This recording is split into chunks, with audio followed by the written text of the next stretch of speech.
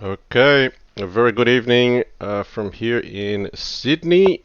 I'm joined with my guest, the real Gnaeus, on Twitch, and he definitely deserves that title because he is the real Gnaeus from freechess.org. Original inspiration of mine from when I was a kid, I have to say that. So I feel like there's a core part of Gnaeus that is in my DNA as well when it comes to playing style and original wisdom. So I'm going to open with those compliments to my fellow commentator today. We're here watching the Crazy House World Championship candidates match between Fumitoks and Bugzilla. And apologies, we've joined just a moment late. I was scoffing down some of my dinner. But yes, I'll hand over to Gnaeus for a few comments. Welcome. Well, first of all, thank you for that introduction. I feel very humble here in the presence of the former Crazy House World Champion.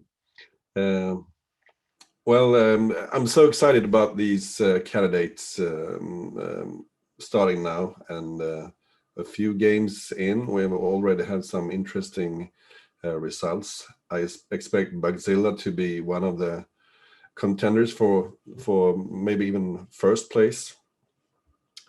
He's obviously you know him much better than I do, but I watched him last year, and he's a very tricky player. He can think outside of the box, and um, in many ways, like Firefly. I was saying Firefly, but I mean Zixen, the Swedish player, also original gangsters that have tremendous experience in Bughouse and Crazy House. I'm not so familiar with the Fumitoks though. Is he Russian or what is he? Yeah, Fumitoks Russian, and I believe originally on freechess.org it would have been Gollum, spelt with three L's, but he probably came around after you had Yeah, retired or taken a long sabbatical, whatever you'd like to call it. Um, but he's not a newcomer to the game. Let's say the name might be newer on Lee Chess in recent years, but yes, he was certainly playing on free chess when I was, and one of the top contenders there. Say 2450, very solid in 1-0. And I look at Fumitox as a very dangerous player. So I know you've given some compliments to Bugzilla, but I played Fumitox recently. I think I only we were like 6 all, and I got him 8-6, so very close. And he was playing completely original openings, like not afraid to get a an original position and be a little bit worse possibly. But this is Fumito's a player, so you cannot bluff. You have to respect his tactical ability in any situation. Um, he can turn the tables on you. Very good practical player. So I find very hard to call this match actually. We've not yet seen the end of match one, but yeah, I mean, do you have a suggestion? What do you have a call for the score up front? I think Bugzilla will win 7-3. Okay, all right. And I think it looks like he's on his way to winning this game quite easily. Yeah, it looks like Black's gonna get into the White King before White, doesn't it? Like Yeah, the, the the, Knight the Black F3, King Pawn at is G2, Rook H1. They're just flaring yeah. up on the screen like that will happen. Um, And the Black King is surprisingly safe on f7. There's no way to touch it without a knight in hand. yeah, you need Knight at G5, and you know already here Yeah, now it can escape Queen takes King e7. G6 is fine because King takes Yeah, that H6 will also. always be safe. Um, but King E7 equally good. Okay, you've Gingerbread Man ZH says thanks to Gnaeus for covering Master Tan vs Clearcast earlier. Um, Yeah, so it's 6-4. That was a close scoreline. yeah, quite close. As I expect, a lot of the matches will be. I don't think we'll see someone scooping and winning every game and every match in this tournament. Yeah, it'll be interesting to see if we see a 10-0. We saw quite a bit of it last season with Katask absolutely running away with it. Okay, knight at e2. I think looking to do everything with check here, and that's quite sensible. Pawn at e3 seems, or it could Yeah, be pawn rook at e3. g2, queen at f2. There's a number of ways to continue here. I think Bugzilla will have this one in the bag.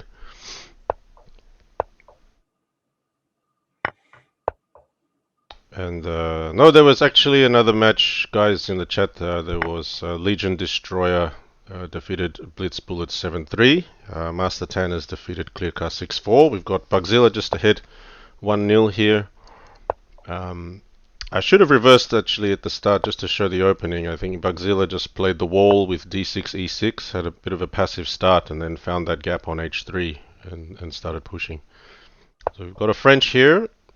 Bugzilla not playing d4.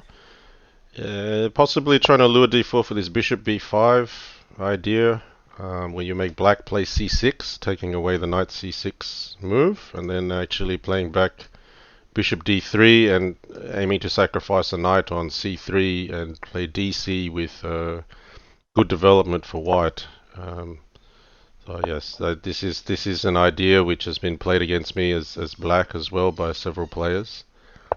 And black, yeah, quite often will decline taking c3 because it's just easy for white to develop.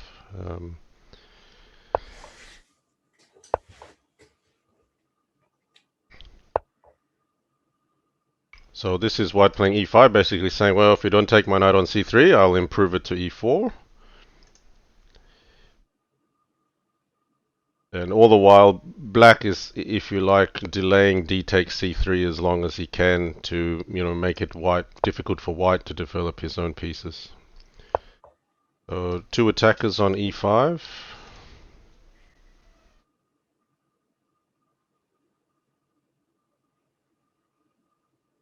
I suppose you're threatening to take on g6 and d4 now, maybe just pick up a pawn. Ah, okay. Yes, possibly. If you're greedy. But the white position looks very natural here. Yeah, I mean, you may not want to open up the h file and allow queen h4, but then again, c7 is also open to checks, so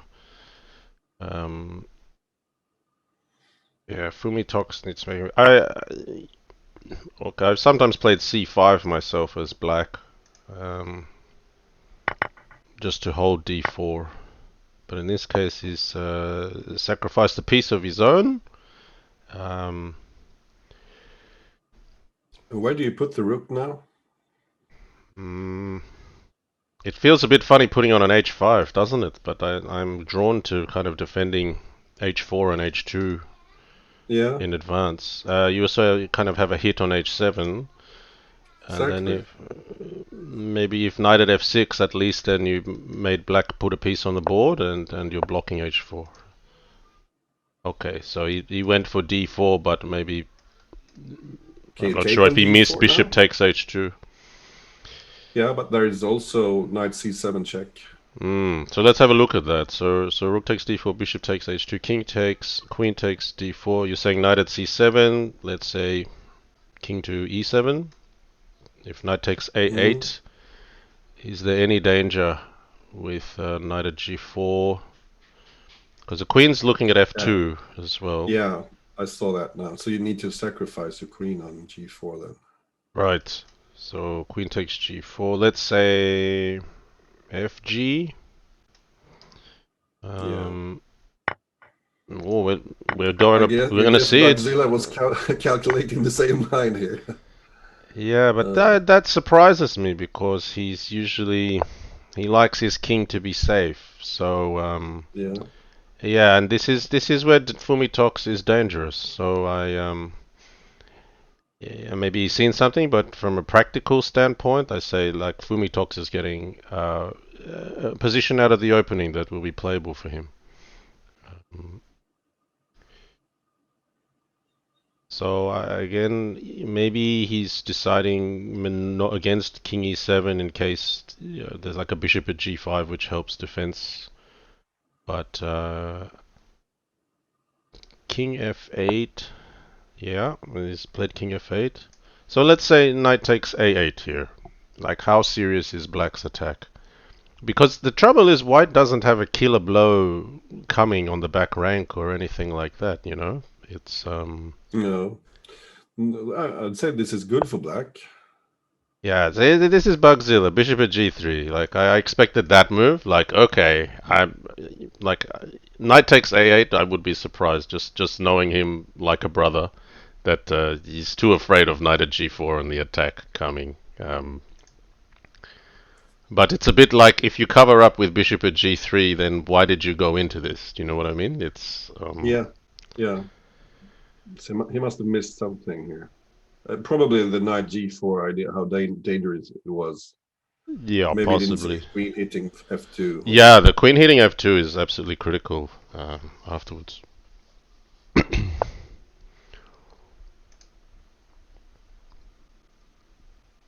Yeah. I mean, look at like black never took on c3, and so white's effectively down that bishop and rook. Yeah, I nearly feel like if you set yourself up with your own bishop on d3 to block your pawn on d2, you shouldn't help black to open the position in other areas of the board until you resolve your development issues. Wow, okay. Uh, this is looking like a yeah, just, can you, semi bluff. I don't think this but works. it's not even semi for me. It's just a I bluff. just a blunder. I don't even see Yeah. the bluff component. I that's a bit hard on my friend, but Yeah, the black yeah, king looks very safe this here. is Fumitoks's game to win here. Yeah. So I think we'll see 1-1.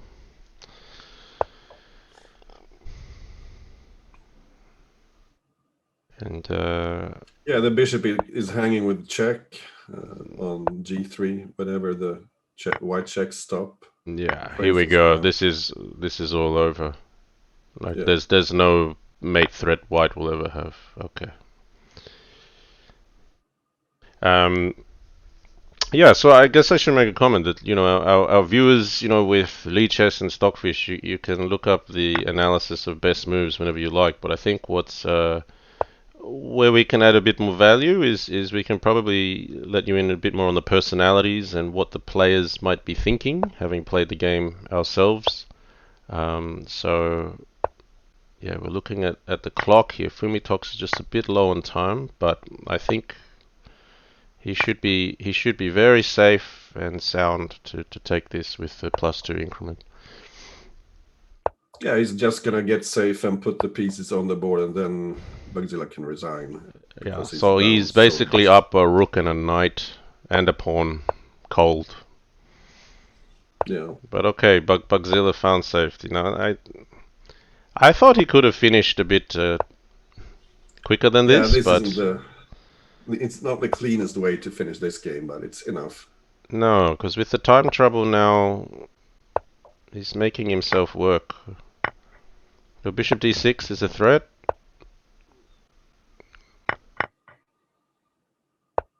I mean, it's not a life-threatening attack, but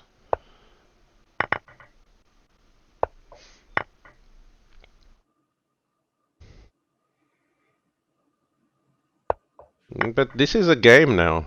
Like, Yeah. oh, that's dangerous. Bishop at e7, king g8 is still safe. If this goes to time scrambles, I'm going to be backing Fumitoks. As much as Bugzilla is my friend and compatriot, I just objectively think Fumitoks is so deadly in the time scrambles. Was queen e7 a move there instead of bishop e7? I think you have to take it and then Knight takes f5. Knight takes f5. Probably king d8, king c8 should be enough to run. Well, no, it's all over, but It's all over again. It was all over, again, and yeah. now it's all over again. Yes. Okay, we're at 1-all. Just Well done, a little bit. Fumitoks. Yeah, I'll just check the. Meanwhile, you're looking at the other game. I don't think White had enough pieces to support the queen at e7 sack. Probably not. I But I've been surprised so many times when I've played against computers that they'll find some silly checkmate with absolutely nothing in hand. Instinctively I feel like the king goes to b8 or a5, and there was too much room to run. But Yeah, uh, it could even hide on f8 again. Apparently. Oh uh, well. I, So I it's did 1-1. consider it. I did consider it, but I literally looked one ply at queen at e7, and I just said no without without looking deeper than that. I assumed it Well, wouldn't one work. play is about the average that I calculate mostly. I'm too lazy to calculate. In Bughouse you need to see one ply actually, or else you go too slow. Yeah. Okay, so similar opening, except Fumitox has kind of defensively hedgehogged his king, and there's no obvious hole on h3 like we had before. So very different, but black looks very comfortable here. I think Bugzilla is happy with this opening, and Yeah, Fumitox. he doesn't have a hard serve. Just get the ball going in the Mm, game. but Fumitox is also just fine as long as it's nothing theoretical. I mean, he's also Mm. doing what he's trying to achieve, which is get an original position and try to outplay the opponent. So I guess they're both happy. I think they're both happy here. The way White has arranged the pieces in the corner, it's surprisingly hard to get to the White King. I noticed a lot Mm. of top players use this setup.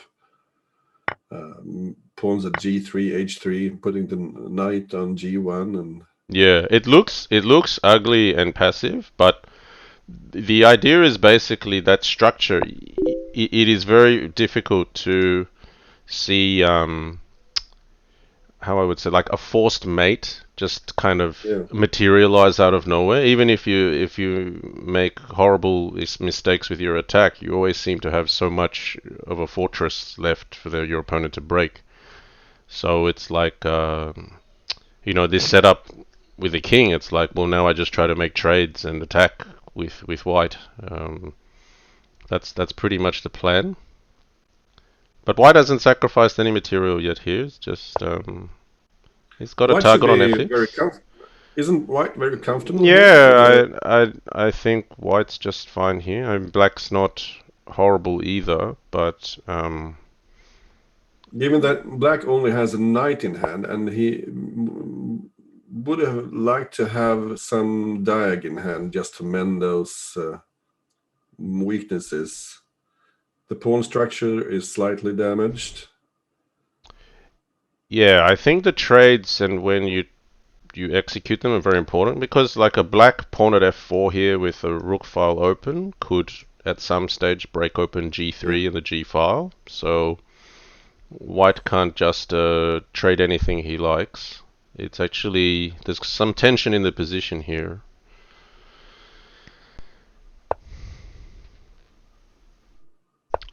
So I feel like they're both just shaking their nerves out at the moment. I think, Bugzilla, I felt there was some nerves in that second game there. It was, And White found an interesting idea here, just putting the bishop behind the queen, and can yeah. you play So g4? Just G4, yeah. No, he's gonna go for knight H4 perhaps, preserve the structure. Um, I think the thing with G4 was you could interpose a knight on f4 or do something, and losing that Yeah, knight was never going to be bad for black because you're hitting e4, it's opening up the g file. Um, so this is nice with rook h8. Black's kind of developed everything behind the king. yeah, that's quite a fortress. Yeah, because if knight h4 now, knight takes h4, queen takes h6, king g8 is unleashing that rook, and black's happy doing Yeah, that. So this is good safety yeah, from white. Pawn at g4. yeah. It's not only a fortress, but those rooks can become very, very active Yeah. quickly. And here black not afraid to relinquish this knight because the knight on e4 is a big target. Maybe which bishop would you take with? The g bishop? Look at Yeah, I would h3. probably. Open the file. Let's. Yeah, Okay, now c8 is under attack. That's what queen c2 is about. Oh, he's used the pawn. Okay. yeah. Because if you play queen d8, I suppose you There's can knight take on f6. f6. Yeah, Yeah, yeah. or possibly even the other way Yeah, well, he's around. still going to do it. He's still going for c7. So white's breaking open on the back ranks, kind of saying, well, you spent all this time putting your rook on h8 and your king on g8. I'm going to make Yeah, you undo it. yeah. He's probably going to do it, king h7, and just to protect the. Yeah, see, look, Fumitoks, very dangerous. Like, white is so safe, and white is clearly making attacking grounds. Yeah, Like, he turned a position where it looked like he had nothing, but it's unfamiliar to Bugzilla, and I think white is winning this one now. It's the queen is yeah, trapped. absolutely. This is a beautiful play from Fumitoks. And so you're choosing how to win with white here now. And I like the way he took with the bishop rather than the knight, because the queen was trapped anyway, and you would much prefer to recapture with the knight on g5. Hmm. Yes. The gut reaction is usually to take with the knight because it's check, and it's a good move anyway. But this is even better, I think. He's keeping that as a latent threat now, but now he's Yeah, looking at queen at h6. He's saying, I'm going to take your knight on f5. If you take me on g5, I take with check, and he's giving nothing away on his own king. So this is a nice technique, if there is such a thing in Crazy House from Fumitoks. So queen at h6 is coming in now. Knight at e7, queen takes h8. That's game over. Ah, well, this is too small and mate. mate. He, Very nice yeah. positioning squeeze. It just started from the queen c2, and he made it happen through the c file. Kind of hit Bugzilla out of nowhere, and then he came in with a punch on the other side on g5. So 2 under Fumitoks. Yeah. You still feeling good about your 7-3 prediction for Bugzilla? Yeah. No. Uh, No. I guess the only call I can make, because now three games have gone. I said I couldn't call it either way, so I'm actually calling 5-all in that comment. So that's probably my pre-match prediction, 5-all. But if this trend continues, Fumitoks could well prove me wrong and score above 5.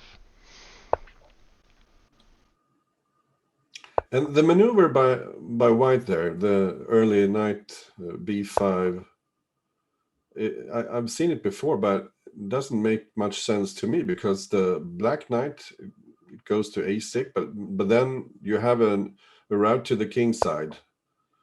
You can play knight c7, and I was a Yeah, bit surprised that it tucked it away on e8, but particularly in this system, that second knight on e8 is absolutely well placed. Um, mhm. Black's basically saying, I'm making no claim in your half, but I'm making the best, most beautiful fortress with the best mortar I can put between the bricks. And then that's completely fine. You give yourself time, and then you can set up an attack on your own terms. So knight e1 to d3. All these funny knight maneuvers this game from both sides. And the b6 preventing knight c5. I wasn't too concerned about it though. I always thought he No, was going to f4. b6 is actually a slight concession. I don't really like b6 because it weakens some squares on the. Yeah, you sometimes like that c6 pawn to be defended from a rook c1 that comes later. Yeah, But he played it quickly, so he didn't lose much time doing it. but I would very much like to have that b6 pawn on b7 in a position like this. I think Bugzilla is very comfortable here. Bugzilla Yeah. loves a position where neither side can do anything, and he can just slowly, be safe and just grind. So I kind of see like a bishop at h3 maybe at some stage. Yeah, you could even consider taking on d5 because you remove Okay, two okay. pawns for the east, and you can kick the queen around a little bit. And b7 and c7, they are open for pawn drops. And that knight on e8, it's actually blocking the communication between the rooks. So I would certainly look at knight takes d5 here. But obviously h3 is the natural square for the bishop. I think after king h7, bishop at h3 just looks a little more attractive for this subtle reason that when let's say the queen retreats to d8, which in itself is difficult because pawn at c7, like on a good day, if there's not a knight on e8, like the queen's nearly trapped. But um, I see bishop at h3 coupled with e4, and then f5 is looking like the next square, and then now that the king's on h7, you're getting a tempo with g6, and the knight's already prepared to hit it. So How is e4 now? yeah, I like e4. Yeah, looks very strong. And there might be some tactics with knight takes e5, but I think you just play Does it take with the pawn? ef, and Now you okay. just take f5, right? Or no, maybe. The queen was hanging. It was interesting. I think this is reasonable too for white. You're just Yeah. picking up a piece for a pawn.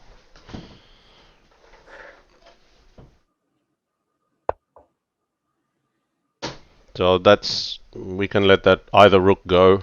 That's not really a threat. That's not a problem. You could consider bishop takes g7 here. Um, you could play bishop at g4. Okay,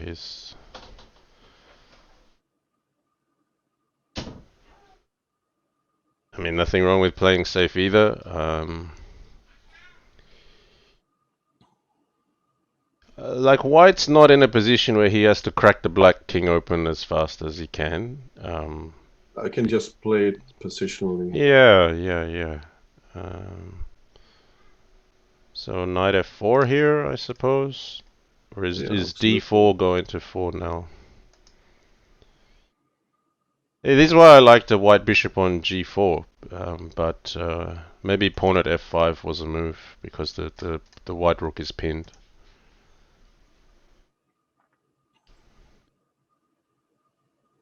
And I think is time management here. I would have, unknowingly done the same thing like what Bugzilla is doing here and get in a time scramble with Fumitoks, and he'll wrestle me to the ground with little time. So I think that's the biggest danger here is actually the time on the clocks from a practical perspective. Yeah. Okay, we're gonna see some trades. Couldn't he take on d4 instead with the bishop? Instead of. Yeah, that's what I thought. You're gaining a pawn, but maybe he wanted this pressure on f2 instead, and he's saying I can capture on e5 the free pawn. But it's not free though, is it? There's a queen hanging on d7. I can't say that. Um,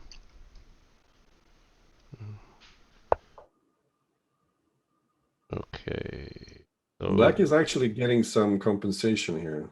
Yeah, I think like e6 and queen takes g4 is very strong. Whoa, he just gave up his queen? I, I there's rook at wonder. h1 to be concerned about. Let's see, here, this is where Fumitoks is dangerous. You're in time trouble. It looks like you should be okay, but now it's a threat on h1. But you can The take knight on takes d2 as well. g2 is necessary, I think. So let's see. Let's see how match fit Bugzilla is today. He's going to have to work on the time scramble.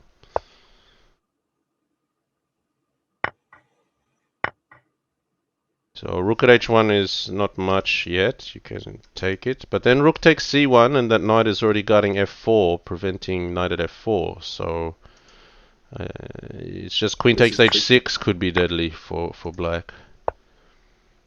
So he's had to play knight at g5 to defend. Um,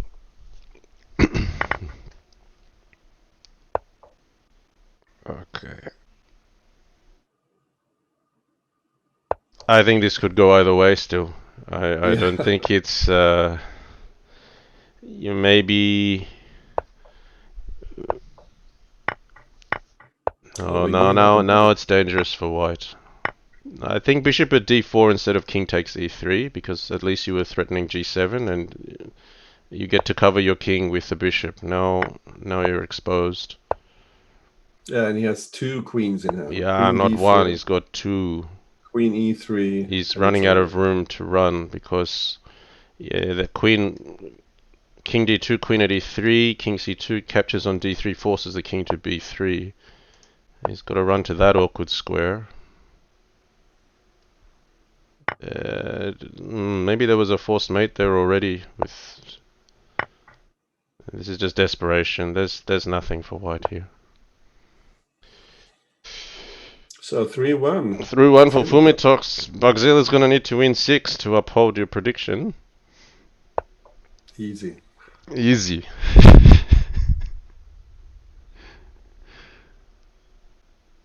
Knight f2, rook Knight at g4. h2. Yeah, rook g4. He's looking at h5, I think.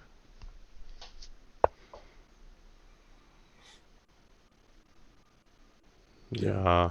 I still feel maybe if bishop at d4 instead of king takes e3, that was still a game, possibly. Hmm. But again, you see, like it was born out of Fumitoks getting him in time trouble and having activity and things to play for. That's where he's most dangerous.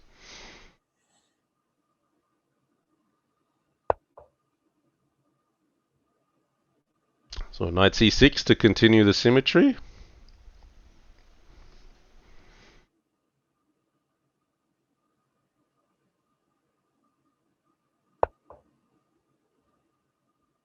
I think the old chess world champion Mikhail Tal once said something like, "It's good to copy your opponent because as long as they are making good moves, and you're fine, and as long as when they make a bad move, you can just deviate." Nice. Okay, interesting. Deviation at g4 and then inviting h3. I assume you're taking f3 then, if that's and like playing knight at f5. That's a usual kind of move.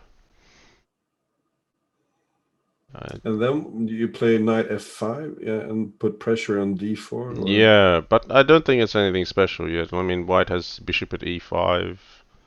yeah. Um, Fumitoks is seriously considering which way he should capture. Maybe he wants the pawn to go from e2 to e3. For me, taking with the pawn was an insta play, but Mm. Knight h5 could also be a move, but knight at f5 is. I mean, that can't be bad. You're the knight's favorite square. Looking at h6, d4 on a good day, maybe g3.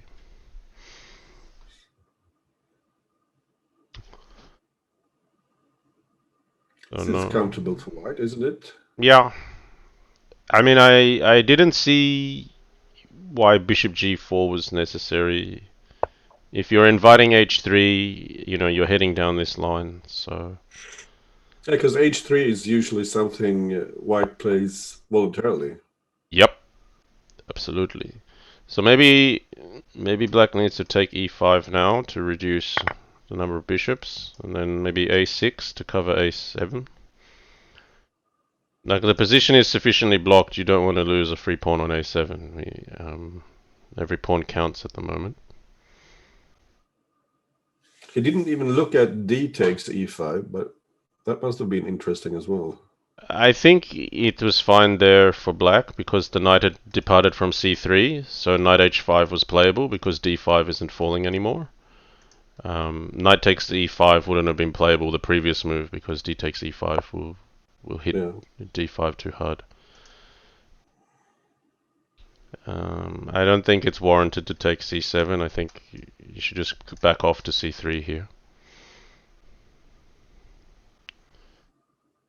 And the reason why I say that is white would be giving up two good pieces for a pawn and a rook that aren't doing much for black at the moment.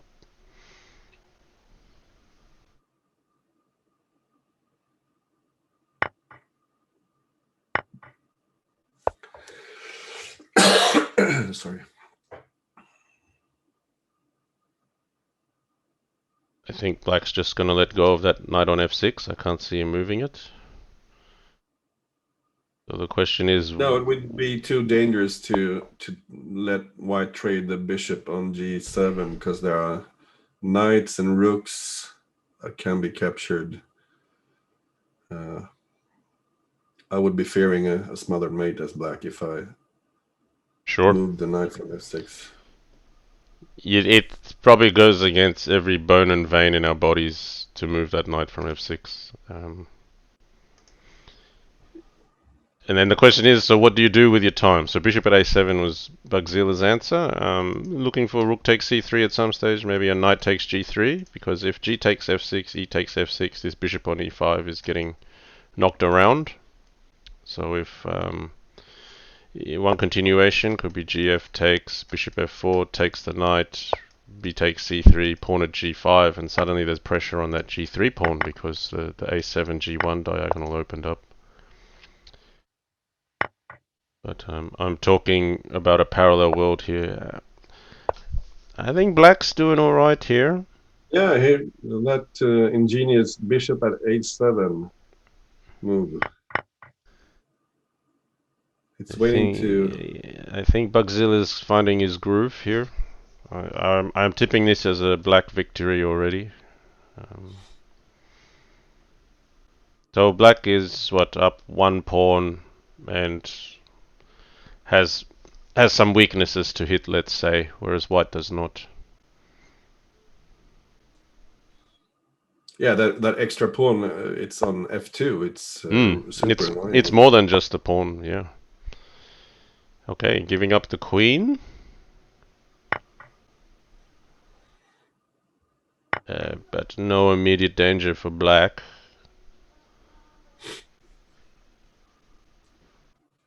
So you gotta be careful. Like you can't get carried away and rook takes c2, allowing rook takes d5, and then white's got some things. But you probably can just play that and rook takes e2 and be sharp with queen at g1 as a threat because your bishop is opened up.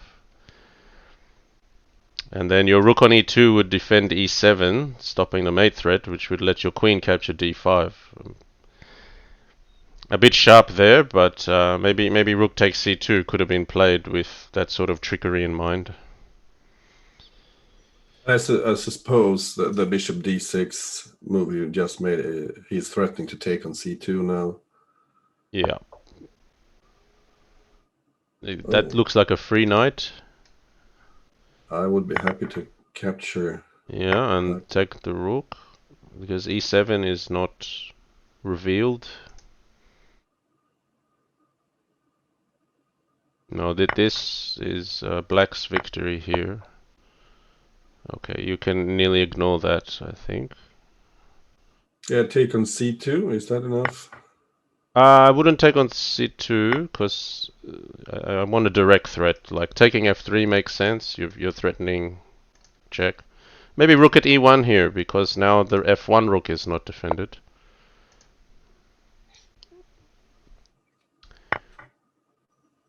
It's kind of like black's not going to be force mated next move, but I feel like Bugzilla is going to want to keep that one extra tempo up his sleeve, you know. I would have settled for pawn at f2 there. So here the rook takes c2 is going to open up bishop takes g1. You could have possibly been more precise with rook h5, not allowing the block on f2. Here you can take g2 because now bishop at g1 plays. Yeah.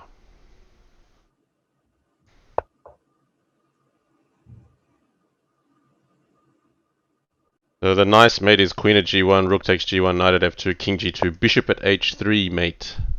I've never seen that structure before. Yeah, now you take the rook on h2 and rook at g1. So we got a match. You're still on for 7-3 on track, right? I'm still feeling good about my 5-all prediction. In this position, I usually go for the knight e2 g3 maneuver. Yes, me too. But without the bishop b5 check, though. But maybe it's good to throw in the bishop b5 check. Yeah, I think I like because c3 is also an idea here. If black spends too many moves doing other things, like here, I think c5 is necessary, and then you play c3. I think this transposes to what the line I play. Right. So Gingerbread Man ZH says, what is the bishop d3 idea? The idea is that you deliberately give up the knight on c3, but white obtains nice and easy development, and black has used like 5 moves in the opening, just moving pawns, and the black pawn on c6 gets in the way of knight's ideal square on c6. And you have to be a bit careful here as white, because if you play knight g3, h5 could be really annoying at times. Yeah, even d3 here is already a bit annoying. So like let's say, yeah, he's just going to support d3 here. He's looking for queen a4, I think, to try to get himself out of the mud. I think maybe h5 was stronger than knight f4 actually. Okay. So what do you do about this knight? Are you gonna take g2? I don't know if he saw this. I think you missed the queen a4. This is actually quite annoying for black. What to do with this knight? You can't defend it easily, so you've got to move it. Whereas, as you said, if you played h5, then you still had options. So bishop takes d3, not so fun after knight takes e5. Bishop takes c6, not so fun after bishop takes c6. So I think knight takes g2, and this is still fine for Fumitoks. I think he's got what he wants out of the opening.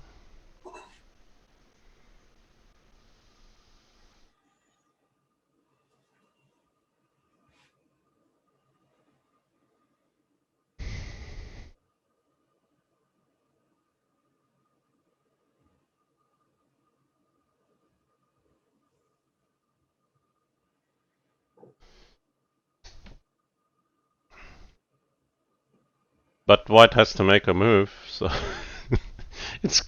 you can't leave the bishop there either. Oh, he's going to. Okay, knight.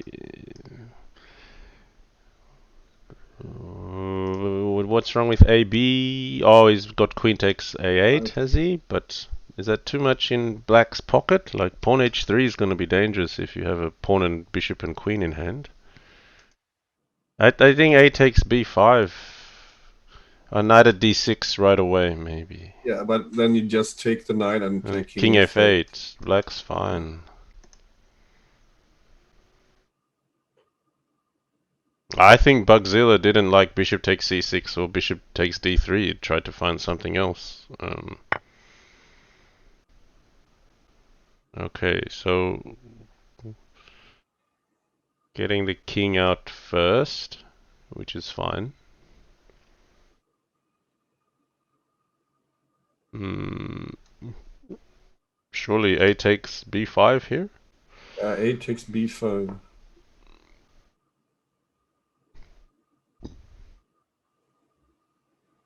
But okay, knight at d6, bishop takes d6, knight takes d6. Then the queen can shift to f4, which is more useful for black. He doesn't necessarily have to take b5 now. Wow.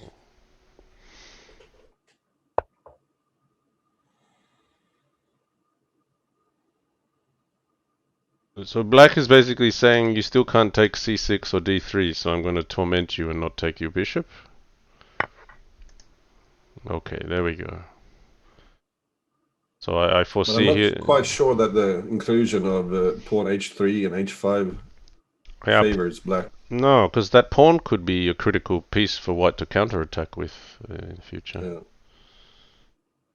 So I'm foreseeing knight at d6, bishop takes, knight takes d6, king f8, queen f4 here. Oh, that's his idea.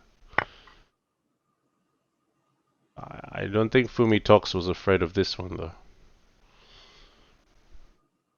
You can play queen c8 even. Yeah. Because the queen This trade is is starting to look. deadly for. Yeah. And now, where does that queen go? If it goes back to a3, um, black just got a good position. Knight f4.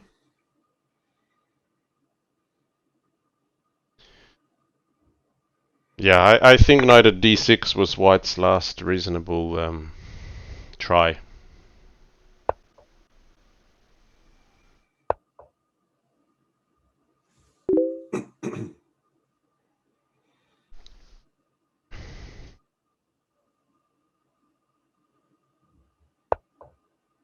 But Fumitox is low on the clock, so he's had to burn some time to get this position.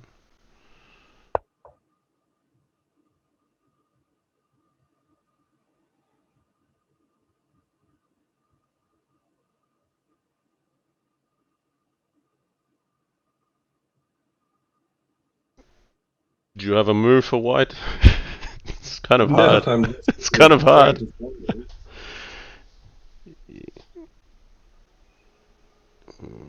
Oh, this is hard. Maybe Well, the knight rook has to stay e1, on. maybe knight e1, and then h3, king h1. I want. Why didn't it? Okay, Nah, it did.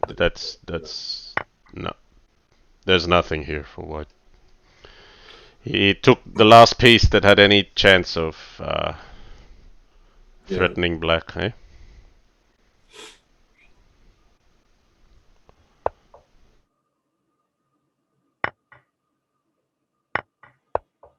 Yeah, ouch. Hmm. Yeah, nasty. Yeah, and there's queen at h3. He's gonna use the rook. Knight at g5. You can just pick off the queen and say you win. Pick up the queen and smile. Queen at e2 does it well with check. 4-2. The So Fumitoks. I guess I have to abandon my 7-3 Yeah. theory. Nah, he's getting the positions I've been referring to where he's so dangerous. Time pressure, not so much that game, but I don't know, unfamiliar position and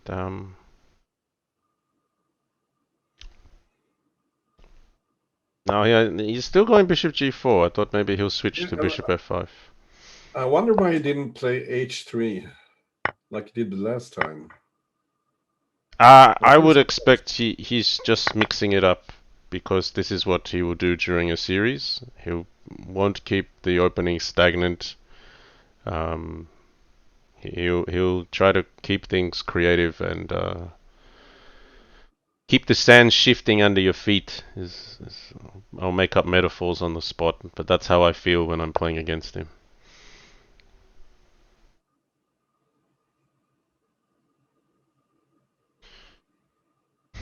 Okay, so what's going on here? I Yeah, it feel looks that safe. black's better here already. Yeah. Because black's attacking things and white isn't. I mean, not including bishop takes f8. I mean, that's fine. Black can just recapture queen takes f8. D4 is hanging, f3 is hanging. Yeah, and all the pieces are active. And when black picks up d4, e2 will be hanging. And I mean, now with this position, I asked the same question. Why did he play h3, like you just mentioned? That was surely a better version than this. maybe knight d4 now.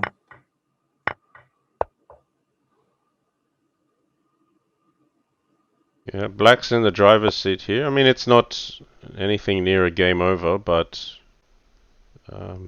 black's calling the shots.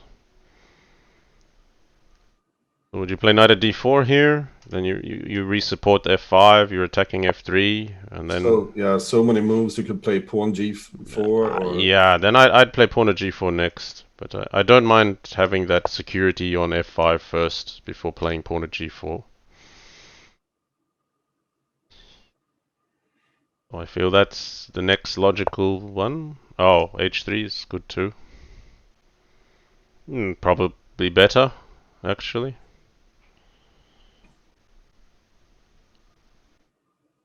Yeah, black has a smorgasbord of good moves here. They can just relax. Just play any of them, huh? Yeah. Okay, I don't think white had a right to start throwing pieces on the other side. Knight at f3 is winning the queen. And yeah, black will not have direct threats, but I'm not convinced that white has enough for the loss of the queen. Oh, this is nice. Knight h6, just saying you can have pawn f7. I'm going to play king h8, and you're never going to get rook at g8 because I've got a knight on h6, and hey, I've got one on f5, and hey, I've got one on d4. So how are you ever going to get rid of my knight on h6? There's too much to undermine. And here, do you take on f1 or what do you do? Do you spend a tempo taking on f7? You're thinking ignoring it. Yeah, maybe. I was thinking knight f7. Yeah, and king h8. There's no rook in hand anymore.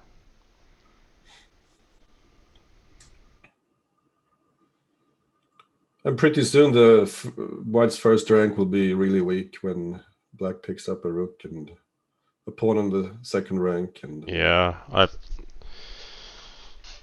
Bugzilla is just basically going for the method of, well, I'm gonna make sure you have no attack, and I'm just gonna be up material, and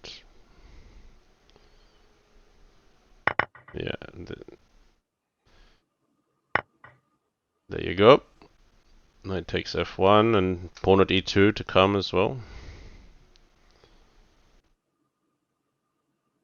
yeah, and when the rook moves, you have knight takes g3. Yeah, sometimes you can count your advantage in terms of how many free moves you could give your opponent, and they still wouldn't be able to checkmate you. So here just knight takes g3. Oh, okay. Yep. That will end it with check. And you could equally have just played rook at e1 and done it without the flare. Yeah. But He has a few heavies in hand now. yep, and a whole minute and 52 to get it right. So it will be 4-3 in a moment.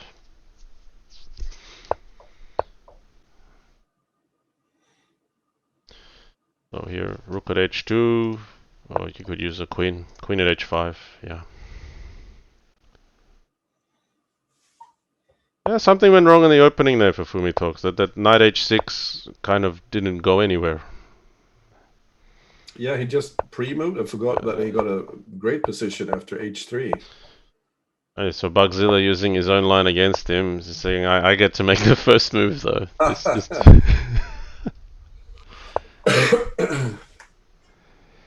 Okay, sticking with bishop g5. Will we see h6 this time? Yeah, we do. Okay, he's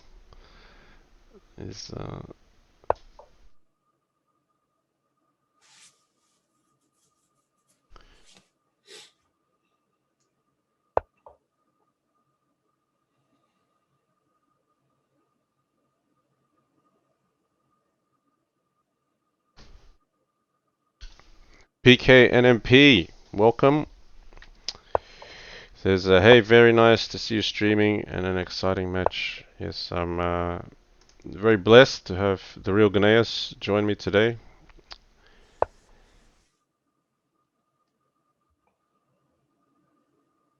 Okay, so both sides more or less completing development here. Which side do you prefer? If not like who is better here, but in terms of if you had to pick a side you wanted to maneuver with, white or black? I'm not sure actually, because there are both sides have some advantages, and at the moment I'm looking from the white side, and I kind of like it here, but I would probably like it from the black side as well. Okay, is d5 hanging for just a second? I suppose. Has black taken his eye off that? Unless there's some crazy g5, which... He played rook e8 very quickly, so he might have forgotten that d5 was hanging. And that's an important pawn, I would say. I would have been prepared as white to slow down and play bishop at g2 there.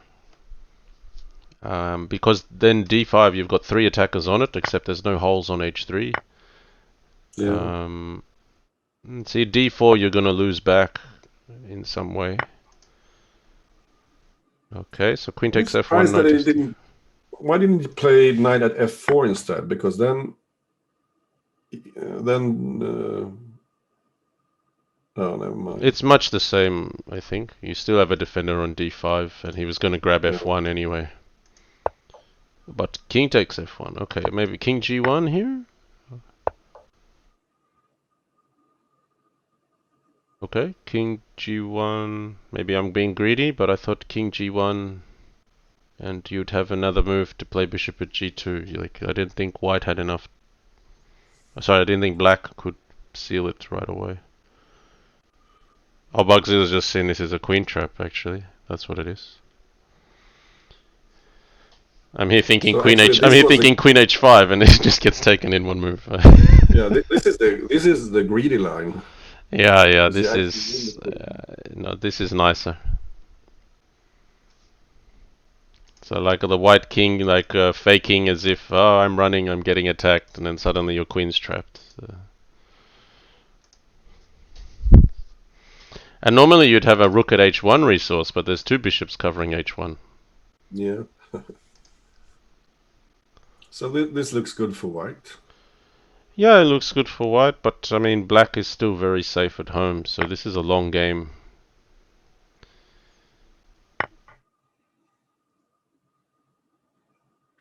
I like something like bishop at e6 here, where you threaten pawn at h3, but you also cover yourself back at home. Bishop at c4 equally good for the same reasons. You've got a double attack, something aggressive and defensive at the same time. Because if white doesn't have the knight on d5, it's increasingly difficult to attack.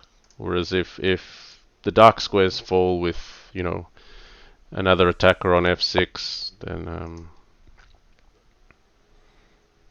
okay, defending. The bishop Both. on g1 and the king on f1, they aren't exactly ideally placed. So No, they black look a has bit to. awkward, don't they? Yeah. But that's not the worst set of pieces to untangle either. So, okay, what's the material count here? Basically, white got that queen for a rook? That doesn't Can you do something seem... like That doesn't seem all bad for you play black. rook takes e2, and then knight takes and pawn h3, Ooh, just to try to, you're just going straight for the jugular on the light squares. yeah. Maybe it's too violent. I'm not sure, but I think maybe pawn at f3, then pawn at d3, and I'm not sure black has enough to show for it. yeah, you're probably right. But that's the kind of tricks that black should be looking Yeah, for. yeah. I mean, he's gone a little bit slower. He's just consolidated f6, which is very sensible. Pawn at g4. I mean, black's only lost a rook for a queen, so given the tangled position of white on the king side, I think black got enough compensation. Yeah, bishop takes e2 is interesting if white doesn't do anything here. Because if you take with the queen, d4 is hanging, and if you take with the knight, pawn f3 is coming. Yeah, I feel like knight f4 is necessary to start, covering your light squares, h3, e2. Yeah, you just feel like it's ugly when you've got to put a queen on to defend like that, don't you? Yeah. Okay, so queen c3 covers the knight at d2 threat as well as knight takes b2. And now we're rolling into e2 here. So if, yeah, h3. And Yeah. threatening mating 2 here, and he missed it. Oi! Just like that. 5-3. Fumitoks is playing a great game today. Just I'm feeling So maybe like it will be 7-3, but in the other direction. well, I'm still up for 5-all. This is I gotta say, Queen H5. This was invented by Fumitoks while he was still Golem on freechess.org. So I've got to give him credit for that. In my mind, he's the first to really play these sorts of lines with the Queen B3. I prefer Knight C6 over D6, but perhaps Bugzilla knows something. This is his bread and butter, Fumitoks. So it can get nasty quite quickly with this G6 weakness. It's different with the knight on C6 because you can play for things like knight D4, but I think H6 was definitely necessary there. So now, like, even bishop takes H6 might be an idea with pawn at G5. Yeah. And only know this because of how many times I've lost to Fumitoks in this opening where he's got the white pieces. Like, he only needs a tiny little bit of initiative, and if you're not punishing this structure with something that's like a knight into d4, which is actually attacking that queen, he kind of gets a free attack. And then there's this latent threat taking on f7 and trading queens and all the time. All the time. Yep. So, I nearly feel like I gotta play something horrible like bishop at g8 in this position, or bishop at g7 possibly as well, because you have to keep that knight coming to g5 is just so horrible. So here even g takes f6, I think he's got to take with the bishops, so he at least has two bishops covering g5 to be able to withstand bishop takes f7, queen takes f7, queen takes f7, king takes f7. I think that's his idea behind bishop at g7 is to have two bishops defending against the two knights that could come in on g5. But what do you do after you take on f6, bishop takes, Yep. knight d5, and then Knight at d5, then you've got to back up the queen. and then Queen I to d8. take on f6, Yeah, then queen takes f6. and bishop h4. Bishop at h4. Can I? What do I have in hand? You I do have a pawn. have a knight and a pawn in hand. Yeah. My idea Uh, was if you place a pawn on g5, maybe I take with the bishop, and then yeah, I take on yep. f7. And you're basically saying that the h4 to d8 diagonal is replacing the threat of the knight on g5 because the queen trade is live again.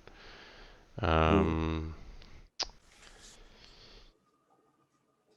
yeah, we'll see if Fumitoks comes up with that. I think he's maybe thinking on a different wavelength on how he can make a different idea work. It's a nice idea you've got. I don't think it's the most obvious idea. Um,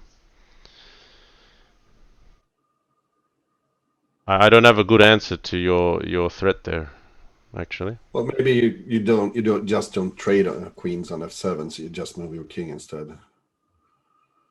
So maybe it's nothing. My king doesn't have many squares to move to if you're.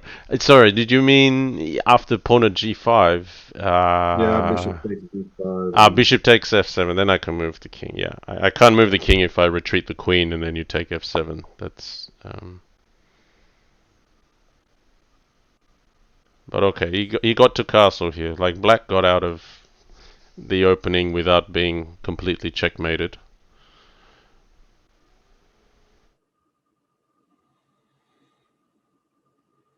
We're on move 10. They've both burnt so much time on the clocks. Kimchi 6IXX. No, I do not play shogi. Just Crazy House. I'm aware of what shogi is. I can't claim to know all the rules, but I have the gist of some similar mechanisms of pieces coming off the board and coming back on. Perhaps with some limitations on, constraints on where pieces can be put back on. Yeah. If you're Bugzilla, you're not happy here. Um, oh, this is you gotta like go like it's a knight takes plain pawn. d5, yeah. But then after bishop takes, like bishop takes f7 works. You actually he's relinquishing the queen. Um, I think bishop g4 is a good move in this position. Oh well, good is not the right term. I think it was one of black's best options, not necessarily that it Yeah, leads you to a had to good give up position. the queen there. Yeah, yeah. To connect the rooks. Otherwise, you had this nasty bishop takes f7, rook takes f7, queen at e8 threat. So this is what it. Okay. So black's living and breathing here, and the clock is okay for black. But how to make progress? Do you maybe knight at d4 and b5, something like that? Yeah. The queen But on a3 is kind of awkward. yeah, does white just play bishop at d2 or bishop at e3 here? And say h6 is under threat. What you gonna do? Well, now h6 is hanging, which is You've got no annoying. good way of defending, and if you take, then hg is like Yeah, giving up just so trust. much progress to white. Maybe knight at f4 here. Yeah, that's the only way to take some pressure off without completely opening the position.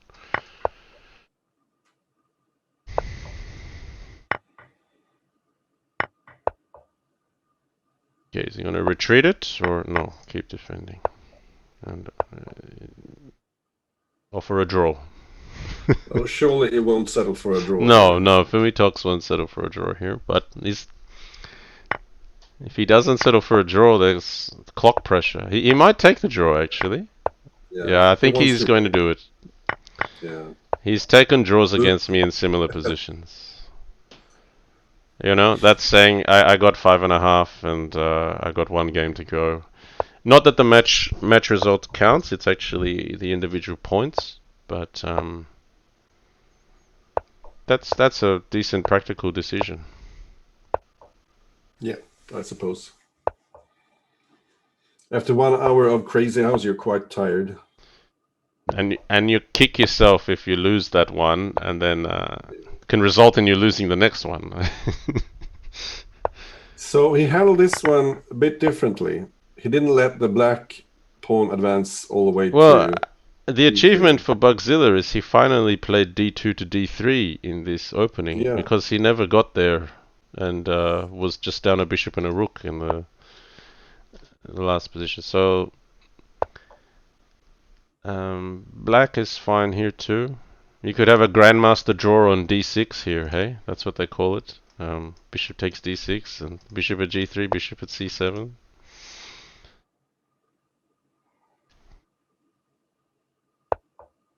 Okay, so my prediction is wrong as well now. So I'm in the same boat as you because my 5.5 is the 5-all is not going to come to fruition.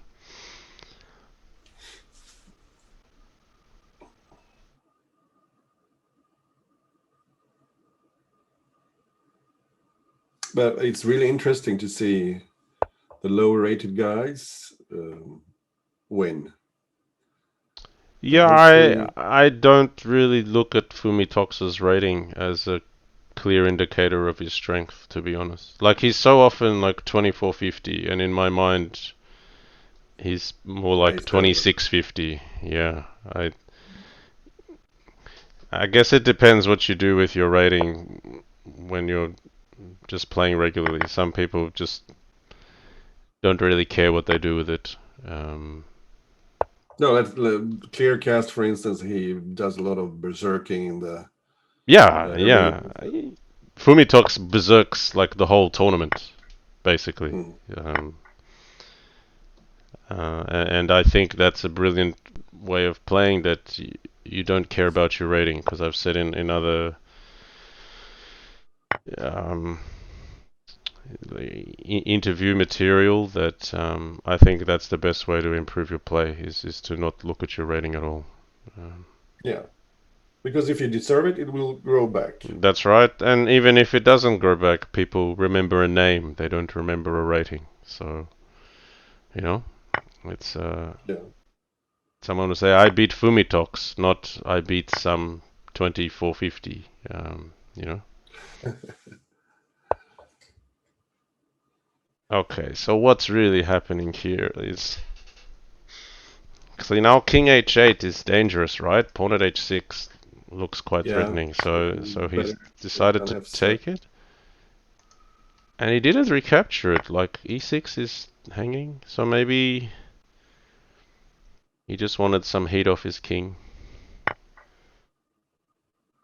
Ah, very good. Mixu chess. That's... And Michael the finisher. John Lee and Krosky interview. So I'm reminded by a viewer of what I've actually said. He's direct quoted me verbatim. It's firstly, ignore your rating. It's just a number. I've seen a lot of talented players break new ground in their repertoire of skills, but then stop playing for a period of time to preserve a high rating. That's when they should be playing more to keep pushing their bounds, but then they lose acquired potential and fall back in skill. So was that me in 2016 or something? I don't know what year it was, but Wise words. couldn't have said it better myself. And this looks dangerous for white, I think. I mean, pawn h2, knight f2 is an obvious threat. Yeah, and e6 is still hanging, so there's material. Yeah. Um, 4 juicy pawns in hand to work those dark squares with. yeah, let's see what. As white, just you're kind of looking for something that can preserve your knight on e6 while you still cover your king. Um, okay, so he's hitting g3 from behind. That's quite reasonable. So he might just ignore it and play knight at f2 because he knows rook at g1 is going to be a threat. So he's encouraging knight takes e7 here because he's saying you don't have enough. Give me another knight to hit you with. That's basically what black is. Yeah. Black is inviting this trade. It could take with either the knight or the rook. Um, I prefer the rook because the knight on g6 could be an aggressive piece. Um,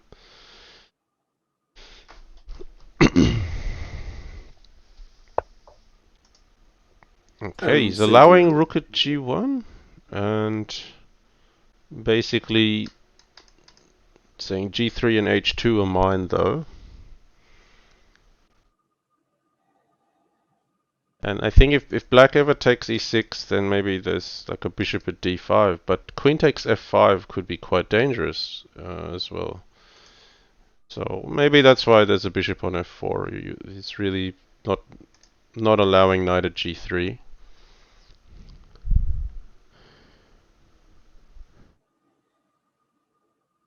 But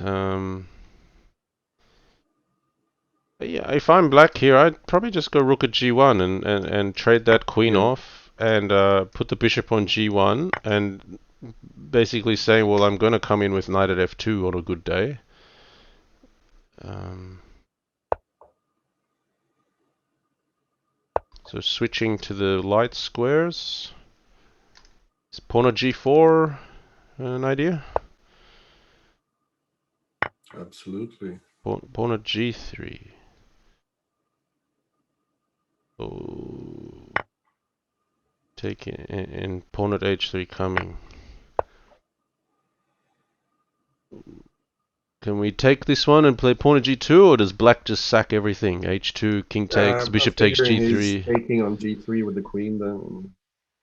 taking a... Okay.